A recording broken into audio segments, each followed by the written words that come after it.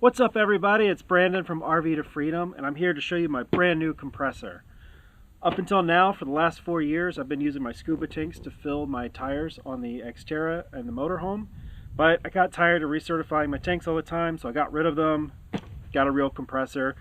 I've been using this one, I've been using my friends and people that I borrowed a lot when we're out on the trail, so I already know it's a good compressor, but I'm going to tell you why I chose this one. First of all, this is the Viair 400P-RV, and there's also the 450P you'll see, and they're almost identical. They're actually pretty much the same compressor.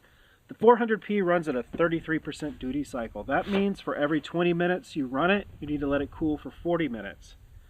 The 450P runs at a 100% duty cycle, and that means you can let it run for an hour straight. But there's a catch. In order to run at 100% duty cycle, it runs a lot slower. This one runs at a 33% duty cycle, but it runs faster, and that's why I like this one, because I can spend less time on the ground inflating my tires and more time out having fun. And to be honest, you're not going to need more than 20 minutes of fill time. We've filled up multiple cars off of one compressor and it's never shut off on us. So let me show you what you get in the kit. First of all, it comes with this nice bag. Inside you have the compressor. This compressor isn't like your normal Pep Boys special $99 air compressor. This one has a much higher current draw, so you alligator clip it directly to the batteries. If you were to plug it into your cigarette lighter in your car, if you could, it wouldn't last very long. Fuse would probably blow in your car if you're lucky. Some wirings will melt if you're not lucky. Has a trigger release to fill it up. Comes with some extra accessories. This is part of the RV kit. You get some extra long inflators, instructions and warranties junk. Comes with extra little filters. There's a filter here on the outside that filters dust and stuff from getting inside, and if you off-road and get dusty like we do, you're going to enjoy that filter, and it comes with 2 extra sets of filters, so that's kind of nice of them. And then in the front pocket here, get that out of the way. In the front pocket here, we have our primary hose. This is a nice long coiled hose. Another connector. And then what really makes this the RV kit as opposed to the regular kit is there's a second pocket on the back here with a second hose. And this is an extension hose. They're even labeled. One's labeled primary, one's labeled extension. And this gives you plenty of length. You can go from the front of a 45-foot tag axle all the way back to the tow car without having to move the compressor around. You just leave that connected to the battery of your car, your motorhome, and then you run this back. And I'm going to show you how to use this in just a second. We're going to take our SUV, we're going to lower the tires down to about 20 psi, because that's kind of what we would do if we were going to go off-roading, and then we'll fill it back up and we'll see how long that takes.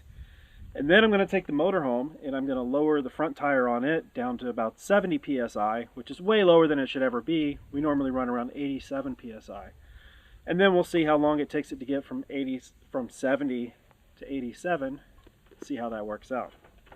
So let's go get the car, go hook this thing up, see how it works. Okay, so before I start pumping up this tire, I'm going to show you where it's at.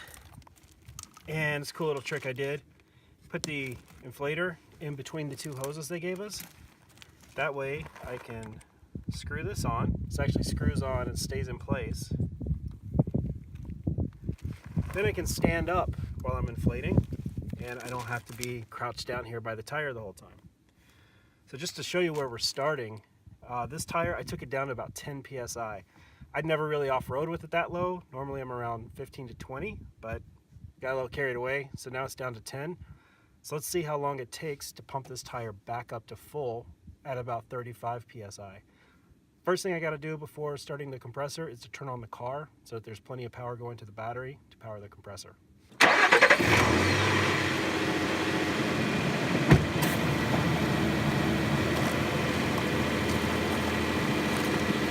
Alright, we're at 10 psi. There's a little switch on the back of the compressor here. Flip that on. Compressor starts doing its thing. We start filling.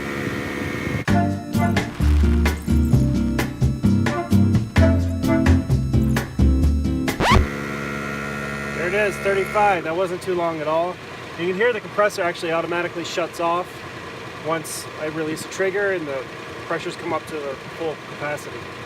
Alright, so I took the pressure down on the motorhome, hopefully this is in focus for you guys, to 70 psi. Our normal pressure on our motorhome is about 87 psi, so this is way lower than we would ever be unless we had a serious issue, which would probably be going to a tire shop anyway. But I took it down that low so we can see about how long it takes to get it back up. And again, that's pretty cool. I got the hose connected to the tire, got the other hose going off to the car, and I don't have to crouch down there right by the tire. I can just fill it up from here at my leisure. So here we go. And you can't really watch the gauge while it's filling because there's air flowing through it, so you have to let go and see where it's at. So we're just going to let it go. We want to get just above 85 and see how long this takes.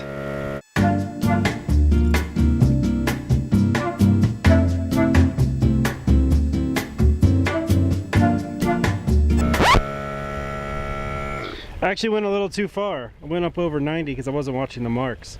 So to let some air out, I can just push this little button on the side. Let some air out of the thing.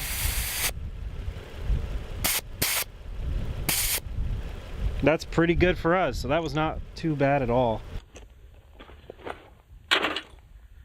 There it is, the Viair 400P-RV automatic portable compressor. This is the one that we recommend from RV to Freedom, so it's RV to Freedom recommended. If you want to get your very own, check the comments below. Probably be something on the screen right about here. And have fun out there, and make sure you keep those tires inflated so you can keep rolling around. See you guys later.